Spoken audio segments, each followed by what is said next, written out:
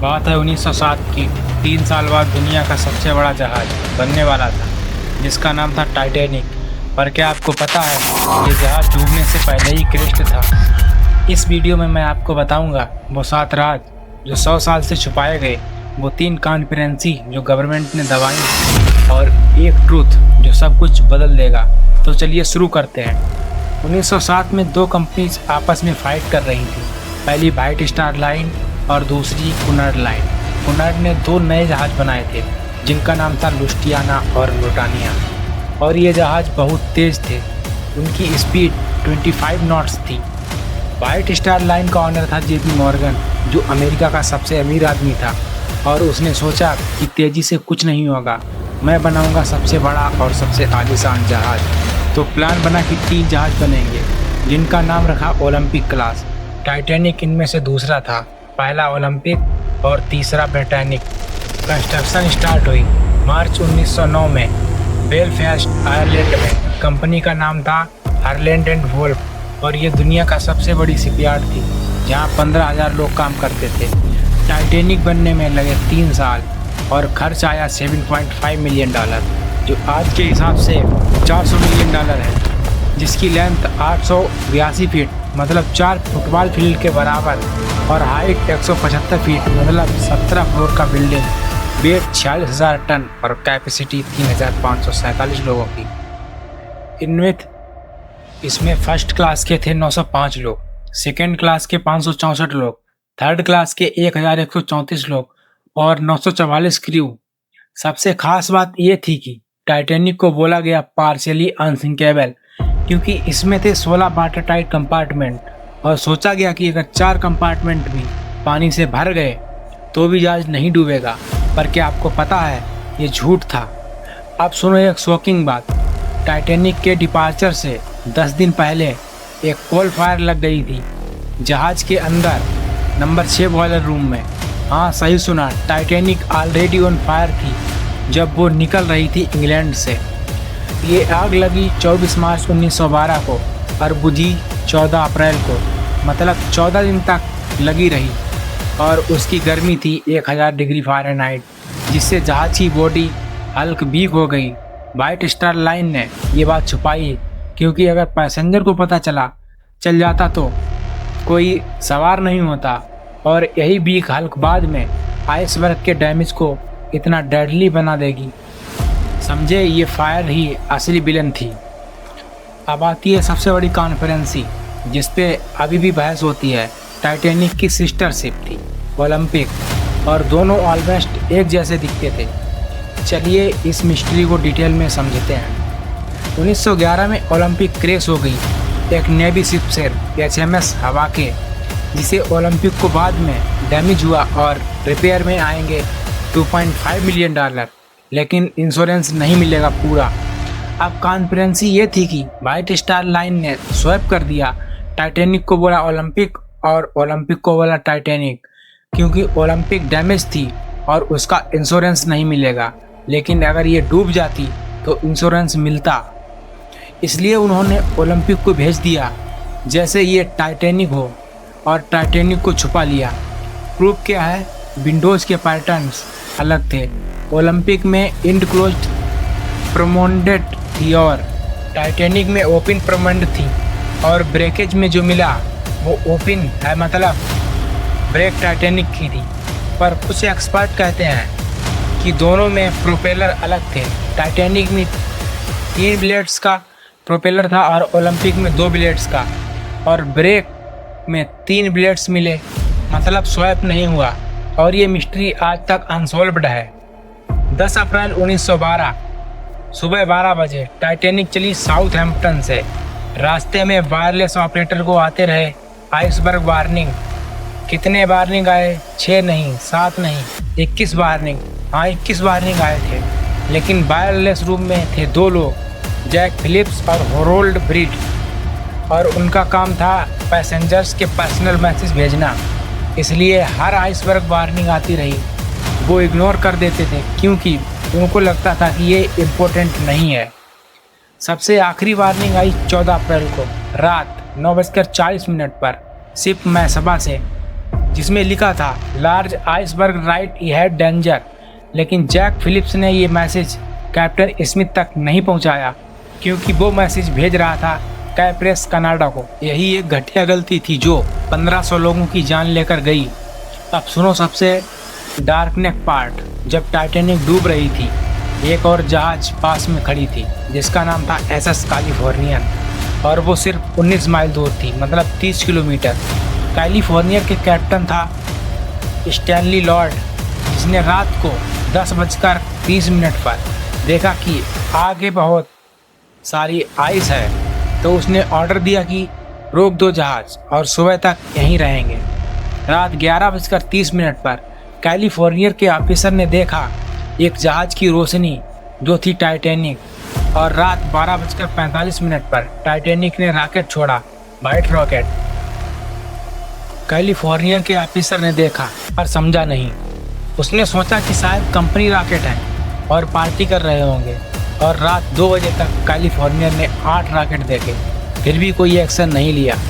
सुबह 5:30 पर कैलिफोर्निया का वायरलेस ऑपरेटर उठा और उसने सुना टाइटैनिक का डिस्ट्रेस सिग्नल, वो डूब रहा। वो दौड़कर कैप्टन लॉर्ड के पास गया और बोला, सर टाइटैनिक डूब गई। कैप्टन लॉर्ड का चेहरा सफ़ेद पड़ गया। कैलिफोर्निया पहुंची 8:30 पर। तब तक करपाथिया सबको ले चुकी थी। इंक्वायरी में कैप्टन लॉर्ड ने झूठ बोला कि हमने कोई रॉकेट नहीं देखा, लेकिन उसके खुद के क्रू ने उसके खिलाफ गवाही दी। कैप्टन लॉर्ड को गिल्टी पाया गया, पर सज़ा क्या मिली? कुछ नहीं। वो दोबारा कैप्टन बन गया। तो अभी हमने जाना कि टाइटैनिक अनसिंकेबल नहीं थी। 2 कोल फायर ने हल ब्रेक कर दिया था। 3 स्वैप थ्योरी अभी तक अनसोल्व्ड है।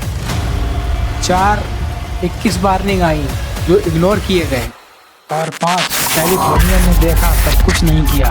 अब आगे हम देखेंगे कैसे डूबा टाइटैनिक सेकंड बाय सेकंड। अब आती है टाइटैनिक की लास्ट नाइट। 14 अप्रैल 1912 की रात 11:40 से शुरू होती है। वो 2 घंटे 40 मिनट की कहानी जो दुनिया बदल देगी।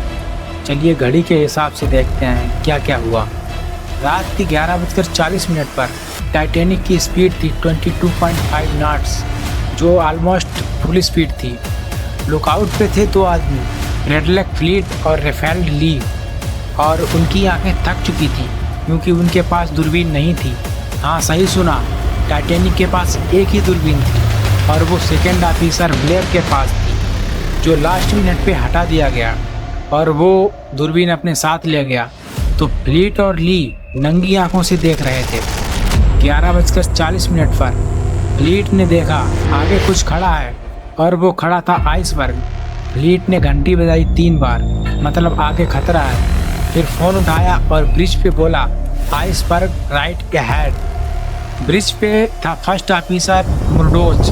उसने ऑर्डर दिया हार्ड स्टैंड बोर्ड, मतलब लेफ्ट साइड पे फुल टर्न। फिर दूसरा ऑर्डर फुल स्पीड स्टर्न, मतलब इंजन रिवर्स करो। पर ये दोनों ऑर्डर कॉन्फ्लिक्ट कर रहे थे, क्योंकि रिवर्स इंजन से रडर शो हो जाता, और आइसबर्ग 37 सेकंड में आके लग गई। आइसबर्ग लगी, लेकिन जैसे फिल्म में दिखाते हैं वैसा बिग होल नहीं लगा। असलियत में आइसबर्ग ने चीर दिया जहाज को, जैसे चाकू से पेपर काट दो। डैमेज कितना था? 300 फीट लंबा, मतलब जहाज की लेंथ का 1/3। लेकिन होल नहीं था, बल्कि स्मॉल पंक्चर्स थे, इतने छोटे कि पानी धीरे धीरे अंदर आ रहा था। लेकिन ये पानी 6 कंपार्टमेंट में आ रहा था, और टाइटैनिक सिर्फ 4 कंपार्टमेंट तक ही सेफ था। मतलब डूबना सर्टेन था, सिर्फ टाइम की बात थी। रात 12 बजे टाइटैनिक का डिजाइनर थॉमस एंड्रयू नील रंग के कोट में ब्रिज पे आया। कैप्टन स्मिथ ने पूछा, थॉमस कितना टाइम है? एंड्रयू ने कहा 1 आवर मैक्सिमम 2। कैप्टन स्मिथ का चेहरा बूढ़ा हो गया। वो समझ गया कि जहाज डूबेगी, और उसके साथ 1500 लोग। एंड्रयू ने कहा, लाइफ बोट्स तो काफ़ी नहीं हैं, सिर्फ 20 लाइफ बोट्स हैं, जिसमें सिर्फ 1178 लोग आ सकते हैं, जबकि जहाज में 3547 लोग हैं। कैप्टन स्मिथ ने पूछा, आप क्या कर सकते हैं? एंड्रयू ने कहा, कुछ नहीं। रात के 12:20 पे कैप्टन स्मिथ ने ऑर्डर दिया, लाइफ बोट्स को प्रिपेयर करो। लेकिन जो हुआ वो दुनिया के लिए शर्मिंदा करने वाला था। चलिए देखते हैं कैसे लाइफ बोट्स ने धोखा दिया। रात 12:20 पे कैप्टन स्मिथ ने ऑर्डर दिया, लाइफ बोट्स को प्रिपेयर करो। लेकिन यहाँ सबसे बड़ी गलती हुई, क्योंकि क्रू को ट्रेनिंग नहीं थी। उनको पता नहीं था लाइफ बोट्स में कितने लोग आ सकते हैं। पहली लाइफ बोट्स नंबर 7 12:40 पर उतरी, जिसमें सिर्फ 24 लोग थे, जबकि कैपेसिटी 65 लोगों की थी। लाइफ बोट्स नंबर 5 में गए 36 लोग, नंबर 3 में गए 40 लोग और नंबर 1 में गए सिर्फ 12 लोग, जिसमें भी 7 क्रू और सिर्फ 5 पैसेंजर थे।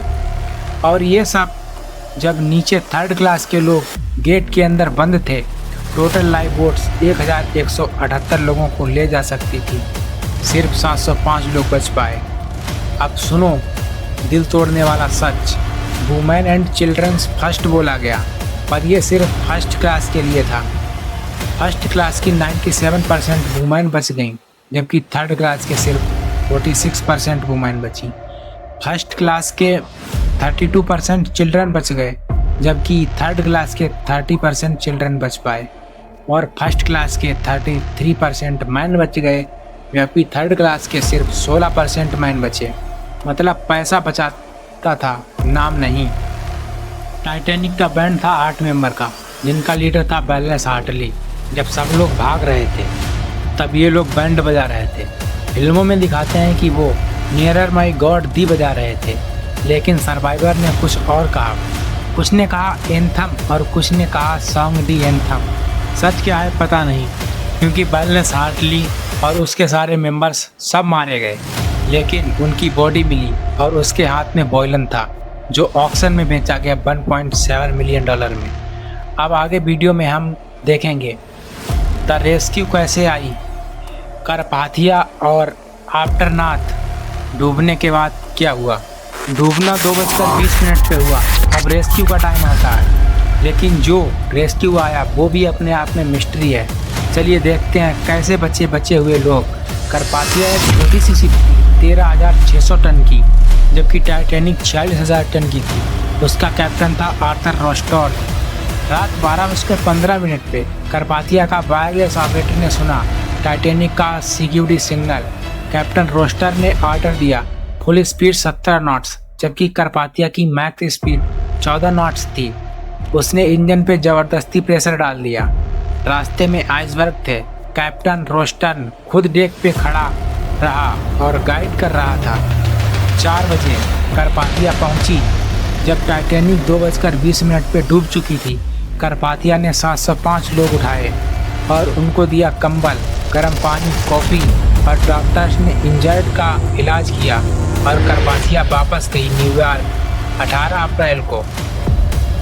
ट्रेन में जहां 40,000 लोग खड़े थे। डूबने के बाद व्हाइट स्टार लाइन ने भेजी 4 से बॉडी रिकवर करने के लिए। टोटल 328 बॉडी मिली। 1,517 में से बाकी 1,189 बॉडी कभी नहीं मिली, क्योंकि ओशियन करंट ने बिकर दिया और बॉडी डिस्कम्पोज्ड हो गई। जो बॉडी मिली उनका बुरियल एट सी कर दिया गया। सिर्फ 59 बॉडीज आइडेंटिफाई हो सकी। सबसे छोटी बॉडी 19 मंथ का बेबी था। बॉडी नंबर 4, जिसपे अननोन चाइल्ड लिखा था, 2004 में डीएनए टेस्ट हुआ और पता चला उसका नाम सिडने गॉडविन और उसकी पूरी फैमिली मर गई थी, कोई नहीं बचा। टाइटैनिक डूबी। अब सवाल ये था कि किसकी गलती थी। 2 इंक्वायरी हुई, एक अमेरिका में, एक इंग्लैंड में। चलिए देखते हैं क्या निकल के आया। टाइटैनिक इंश्योर्ड थी $5 मिलियन की। जहाज की वैल्यू थी $7.5 मिलियन। मतलब व्हाइट स्टार लाइन को $2.5 मिलियन का लॉस हो रहा था, लेकिन इंश्योरेंस मिला $5 मिलियन और गवर्नमेंट से मिला कंपनसेशन। कुछ महीनों में व्हाइट स्टार लाइन प्रॉफिट में आ गई। कॉन्स्पिरेंसी ये है कि क्या उन्होंने जानबूझकर टाइटैनिक डुबोया, क्योंकि ओलंपिक ऑलरेडी डैमेज थी और उसका रिपेयर कॉस्टली था। लेकिन स्वैप थ्योरी की तरह इसका भी प्रूफ नहीं, सिर्फ गैस। 2 इंक्वायरी हुई। पहली अमेरिका, जो सेंटिनल विलियम स्मिथ ने की, 7 दिन चली। दूसरी ब्रिटिश, जो लॉर्ड मर्सी ने की और 36 दिन चली। क्या निकल के आया? एक कैप्टन स्मिथ की गलती की स्पीड कम नहीं की। दूसरा, लाइफ बोट्स कम थी। तीसरी, कैलिफोर्निया ने हेल्प नहीं की। और चौथी, वायरलेस वार्निंग इग्नोर हुई। पर किसी को सज़ा नहीं मिली, सिर्फ रिकमेंडेशन आई कि अब हर जहाज में लाइफ बोट्स होंगे और 24 घंटे वायरलेस चलेगा। टाइटैनिक के 1500 लोगों की मौत से सेफ्टी रूल्स चेंज हुए। सबसे फेमस सर्वाइवर मोरी ब्राउन, जिसे अनसिंकेबल मोली ब्राउन कहा जाता है, उन्हें खुद लाइफ बोट्स में रोबिंग की और बाद में दूसरों की हेल्प की। दूसरा, जे एस्टर, जो दुनिया की रिचेस्ट मैन था, वो मर गया और उसकी प्रेग्नेंट वाइफ बच गई। तीसरा, इसीडोर और इडा स्टार्टस, जो मर्सी डिपार्टमेंट स्टोर का ऑनर था। इदा ने कहा, मैं अपने हस्बैंड के बिना नहीं जीऊंगी, और दोनों साथ में मरे। और सबसे कंट्रोवर्शियल ब्रूस, इसमें जो व्हाइट स्टार लाइन का चेयरमैन था, वो एक लाइफ बोट्स में बैठ के बच गया। जब वो न्यूयॉर्क पहुंचा तो लोगों ने उसको गाली दी और कायर बोला। वो डिप्रेशन में चला गया और अपनी लाइफ के बाकी साल चुपचाप गुजारे। तो अभी तक हमने देखा, एक करपाथिया ने 705 लोग बचाए। दूसरा, 1189 बॉडीज कभी नहीं मिली। तीसरा, इंश्योरेंस स्कैम हो सकता है। और चौथा, किसी को सज़ा नहीं मिली। और पांचवा, सर्वाइवर की अलग अलग कहानियाँ हैं। तब आगे हम देखेंगे कॉन्स्पिरेसी की डीप डाइव। अब बात करते हैं उन थ्योरीज की जो ऑफिशियली रिपोर्ट में नहीं है, जो स्कूल में नहीं पढ़ाया जाता, जो डॉक्यूमेंट्रीज में नहीं दिखाते, क्योंकि अगर ये सच है तो दुनिया का इतिहास बदल जाएगा। टाइटैनिक में सवार थी 3 अमीर आदमी। पहले, जॉन जैकब एस्टर, जो अमेरिका के सबसे अमीर आदमी था। दूसरा, बेंजामिन क्रुश्चियन, जो माइनिंग का किंग था। और तीसरा, आइसोडोर स्टार्टस, जो मर्सी का ऑनर था। इन तीनों का एक कॉमन इनेमी था, फेडरल रिजर्व बैंक। हिस्ट्री समझो, 1913 में यूएस गवर्नमेंट ने बनाया फेडरल रिजर्व बैंक, जो आज भी अमेरिका का सेंट्रल बैंक है। पर 1912 में बहुत लोग इसके खिलाफ थे, क्योंकि उनका कहना था कि ये प्राइवेट बैंकर्स का कंट्रोल होगा। और तीनों अमीर आदमियों ने अपोजिशन की और ये तीनों टाइटैनिक में मर गए। फेडरल रिजर्व बना दिसंबर 1913 में, टाइटैनिक डूबी अप्रैल 1912 में। मतलब इनकी मौत के 1.5 साल बाद।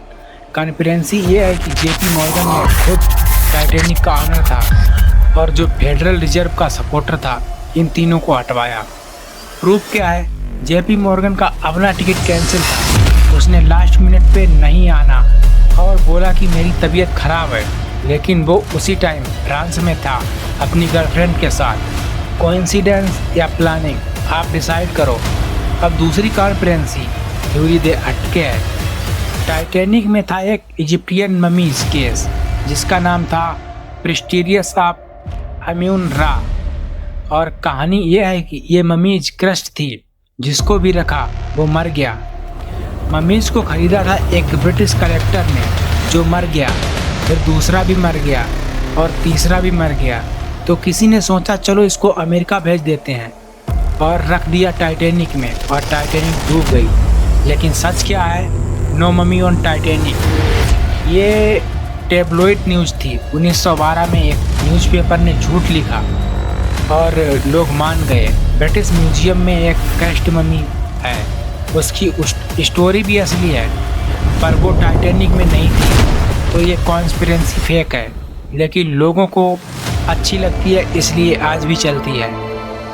अब स्वैप थ्योरी को डिटेल में समझते हैं। 3 प्रूफ हैं, विंडोज, प्रोपेलर, हॉल नंबर। चलिए एक एक करके देखते हैं। अब स्वैप थ्योरी को डिटेल में समझते हैं। पहला प्रूफ विंडोज का था। ओलंपिक की प्रोमोडेड इनक्लोज थी और टाइटैनिक की ओपन थी, और ब्रेकेज में जो मिला वो ओपन है, मतलब ब्रेक टाइटैनिक का है। पर यह प्रूफ स्ट्रांग नहीं है, क्योंकि टाइटैनिक बनाते टाइम डिजाइन चेंज हो सकता है। दूसरा प्रूफ प्रोपेलर का। ओलंपिक में 2 ब्लेड्स का प्रोपेलर था और टाइटैनिक में 3 ब्लेड्स का। और 1985 में जब ब्रेक मिली तो प्रोपेलर 3 ब्लेड का मिला, मतलब ब्रेक टाइटैनिक का है। तीसरा प्रूफ हल नंबर का। जहाज के हर पार्ट पे नंबर होता है और ब्रेक में 401 नंबर मिला, जो टाइटैनिक का कंस्ट्रक्शन नंबर था, जबकि ओलंपिक का 400 था। तो मॉडर्न साइंस के हिसाब से स्वैप नहीं हुआ, पर फिर भी लोग मानते हैं क्योंकि स्टोरी बहुत मजे की है।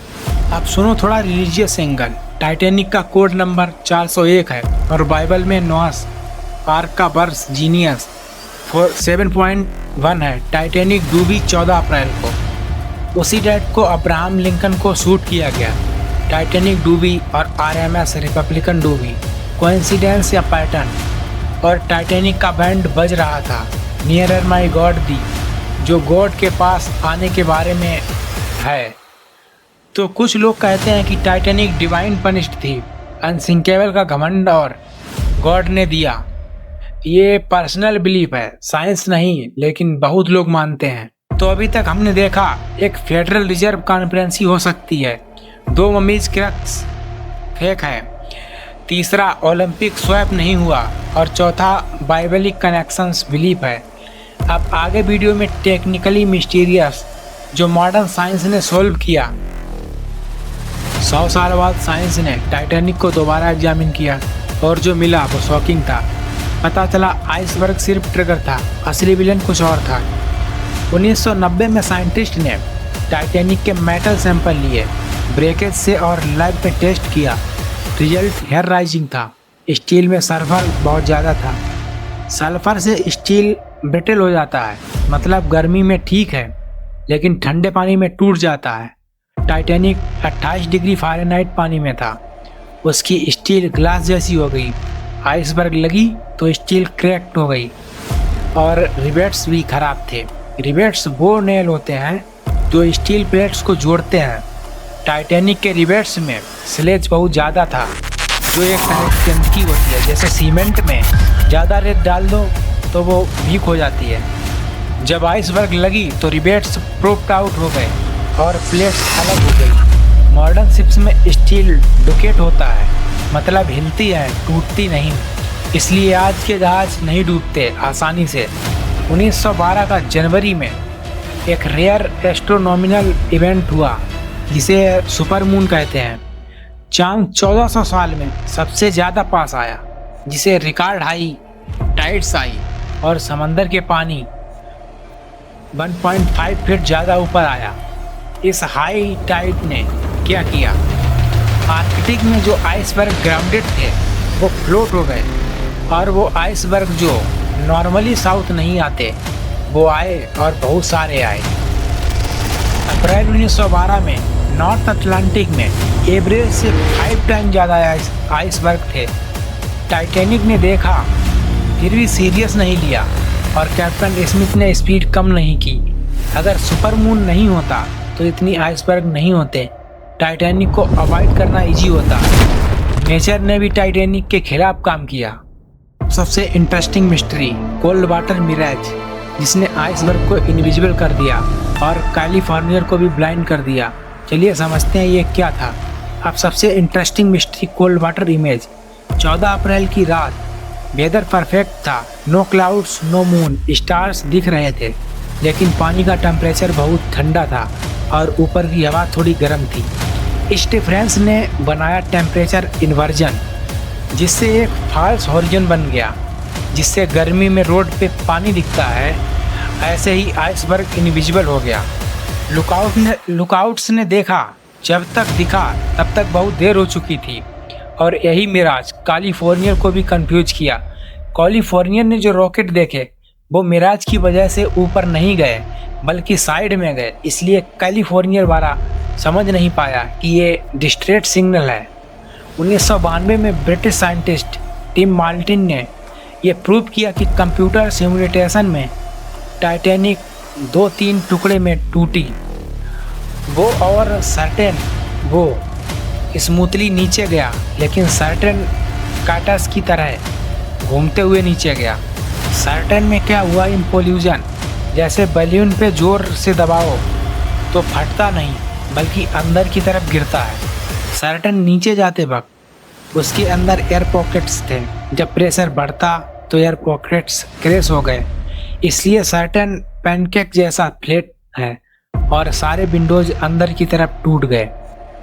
वो अलग है क्योंकि वो पानी से भर चुका था और एयर नहीं थी, इसलिए स्मूथली गया। मॉडर्न सोनार स्कैन्स शो कि वो सर्टेन 1970 फीट दूर है। अभी तक हमने सीखा, एक स्टील ब्रिटल थी जो डिजाइन फ्लॉप था। दूसरा, सुपरमून ने आइसबर्ग लाए जो नेचुरल का रोल था। तीसरा, कोल्ड वाटर मिराज ने आइसबर्ग इनविजिबल बनाया जो ऑप्टिकल इल्यूजन था। और चौथा, सर्टेन इम्प्लोड हुआ जो फिजिक्स है।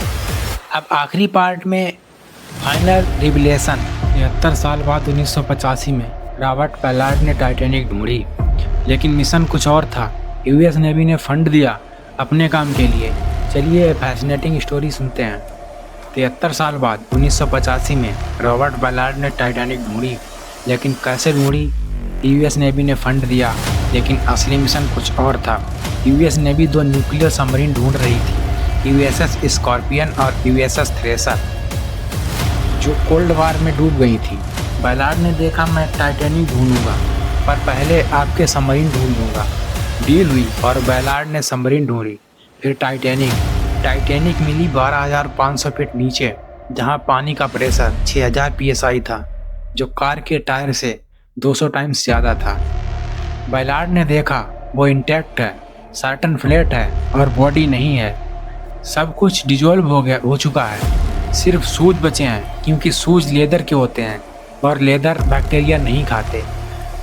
फिर भी लॉन केमिस्ट्री हैलिफैक्स कनाडा में 150 टाइटैनिक बॉडीज बरीड हैं, जिसमें सबसे फेमस ग्रेव है unknown child, body number 4, 19 month का बेबी।